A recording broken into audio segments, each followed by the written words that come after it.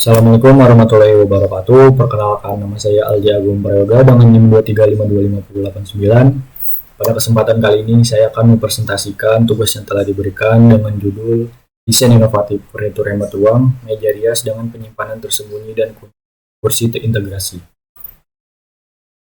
Pada bab 1 latar belakang, di era modern, fenomena hunian dengan luas terbatas menjadi semakin umum terutama di lingkungan perkotaan. Hal ini disebabkan oleh beberapa faktor termasuk biaya hidup yang meroket, kota-kota besar, serta kebiasaan masyarakat urban sederhana dengan aktivitas padat.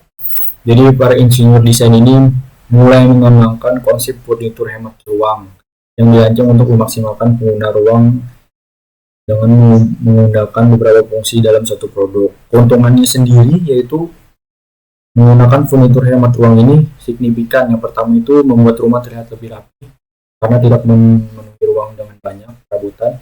Yang kedua itu memaksimalkan ketersediaan ruang. Yang ketiga itu lebih fleksibel dan serbaguna. Yang keempat itu desainnya lebih modern dan elegan. Kemudian yang terakhir, yang kelima, yaitu menghemat biaya karena tidak perlu membeli perabotan lain yang berbeda-beda untuk beda-beda keperluan begitu.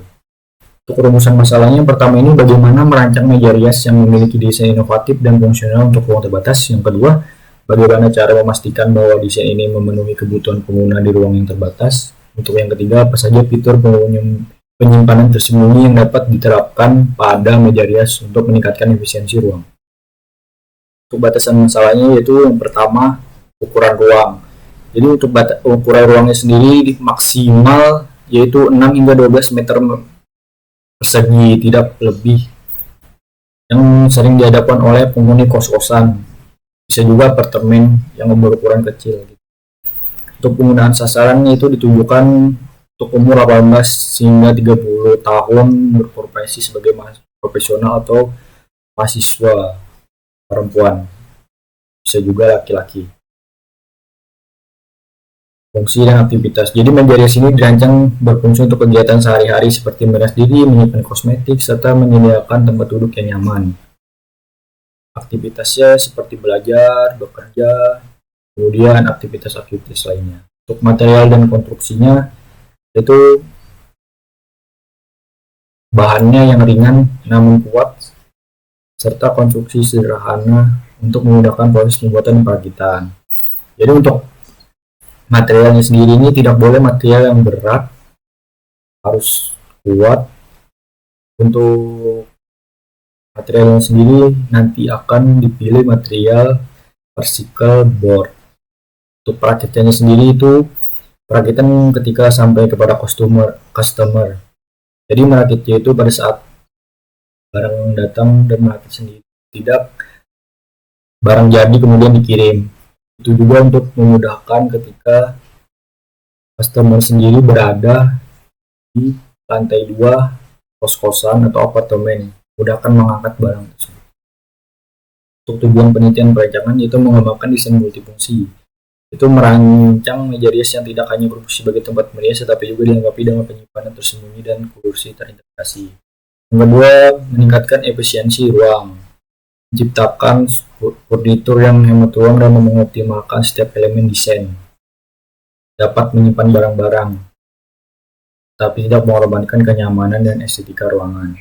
Untuk manfaatnya sendiri yaitu optimalisasi ruang, kemudian yang kedua fungsionalitas ganda, yang ketiga kemudahan akses. Lanjut, tinjauan pustaka 2.1 yaitu kajian pustaka. Untuk desain furnitur sendiri yaitu hemat ruang kini menjadi perhatian utama dalam industri desain interior, terutama dalam memenuhi kebutuhan terbatas yang semakin umum ditemui di perkotaan. Jadi salah satu aspek yang menarik perhatian yaitu desain furnitur multifungsi yang tidak hanya mengutamakan estetika tetapi juga fungsional dan efisien ruang. Untuk yang selanjutnya itu desain furnitur multifungsi hemat ruang.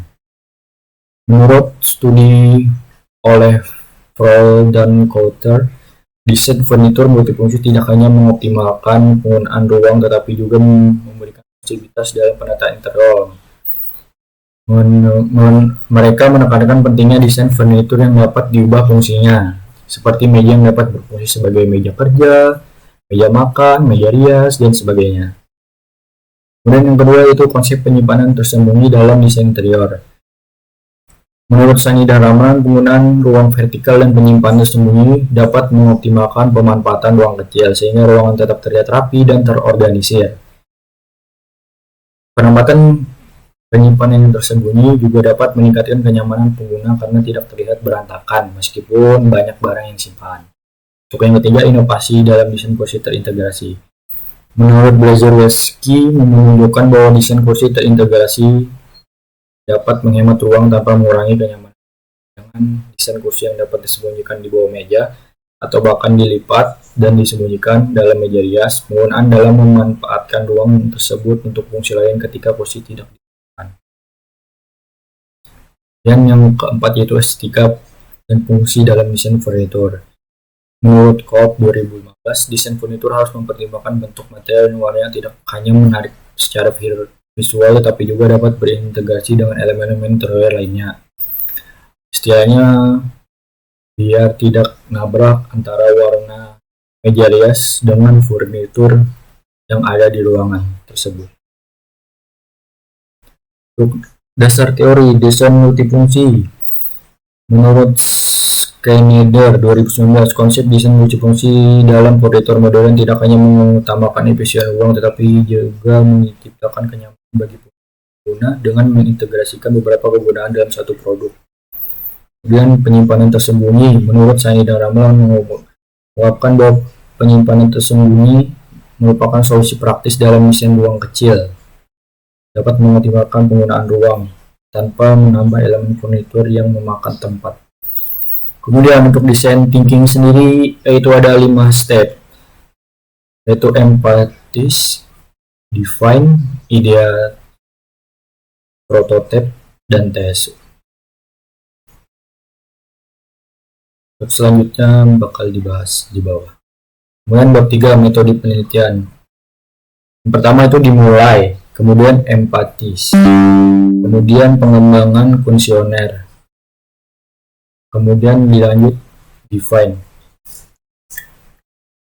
kemudian dilanjut ideat, kemudian dilanjut apakah konsep desain sudah terpenuhi, kemudian dilanjut prototype, lanjut tes, dan selesai.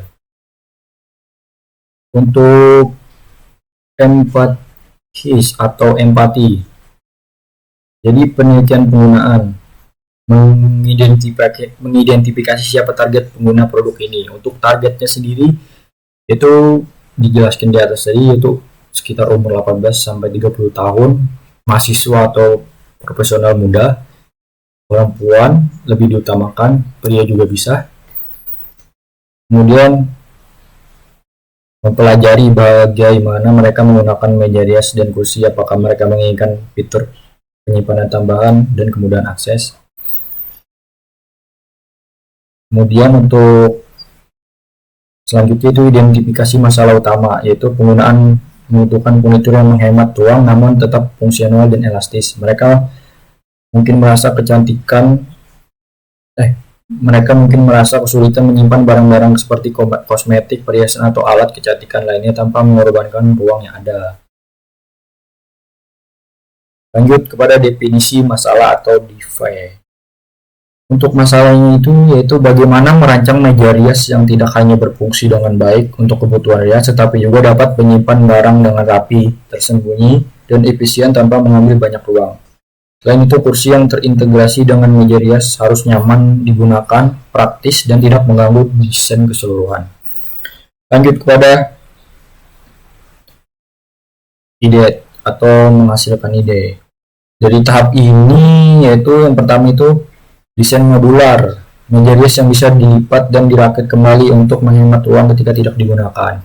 Jadi pertimbangannya dapat kembali dirakit dan dilipat itu apabila penggunanya menghuni apartemen atau kos-kosan di lantai 2 itu bisa mempermudah pada saat naik atau turun. Apabila barang tidak digunakan bisa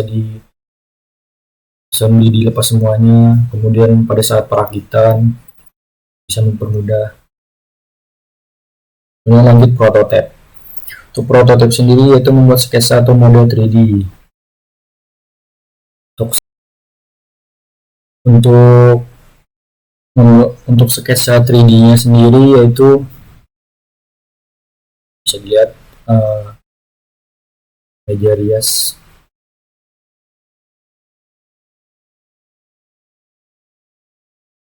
Lanjut pada tes. Itu ada beberapa langkah-langkah untuk tes ini, yaitu uji kegunaan.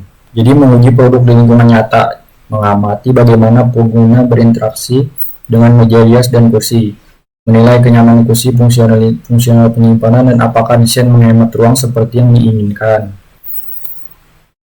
Evaluasi efisiensi ruang. Jadi menilai apakah furnitur dapat menyimpan barang-barang dengan baik atau tidak, atau malah mengganggu sirkulasi atau estetika ruang. Yang ketiga itu mengumpulkan umpan balik, yaitu mendapatkan masukan mengenai desain, kenyamanan, dan kegunaan, apakah ada fitur yang tidak berfungsi dengan baik atau aspek desain yang bisa ditingkatkan. Lanjut kepada peralatan dan bahan. Untuk alatnya sendiri memakai circular saw. Kegunaannya itu memotong partikel board. Yang kedua yaitu bor. Bor sendiri ini digunakan untuk menyatukan atau bisa juga mengassembly partikel board menggunakan bor ini. Untuk meteran sendiri itu kegunaannya untuk mengukur partikel board yang akan dipotong-potong menjadi beberapa bagian. Untuk bahannya sendiri yang pertama itu ada particle board, memiliki ketebalan 15 mm. Mengapa menggunakan particle board, tidak menggunakan triplek? Karena dengan menentukan seberapa kuat material tetapi tidak berat dan seberapa awet nantinya digunakan untuk beberapa tahun ke depan. Kemudian yang kedua itu handle laci metal. Handle laci metal itu menggunakan 4 pak yang terbagi di masing-masing laci. Kemudian kaca cermin memiliki ketebalannya 2 mm. Untuk kaca cerminnya ini menyesuaikan ukuran yang ada di partikel board.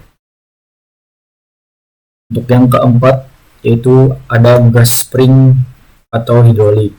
Gas spring ini terdiri dari 4 pak yang berfungsi sebagai mempermudah saat membuka maupun menutup partikel board yang terdapat di kaca serta menopang agar material kokoh. Yang kelima itu ada engsel sendok atau hidrolik heim.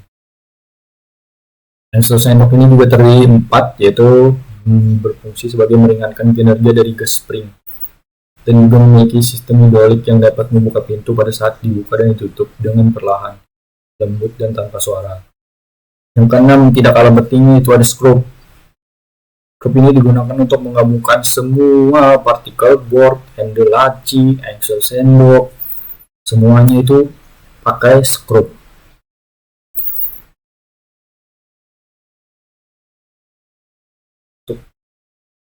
Ini untuk desainnya, yaitu di sini ada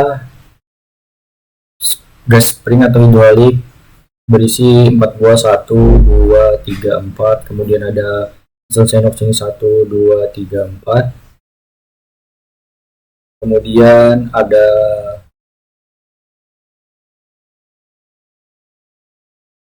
ada 1, 2, 3, dan di sini ada satu lagi 4.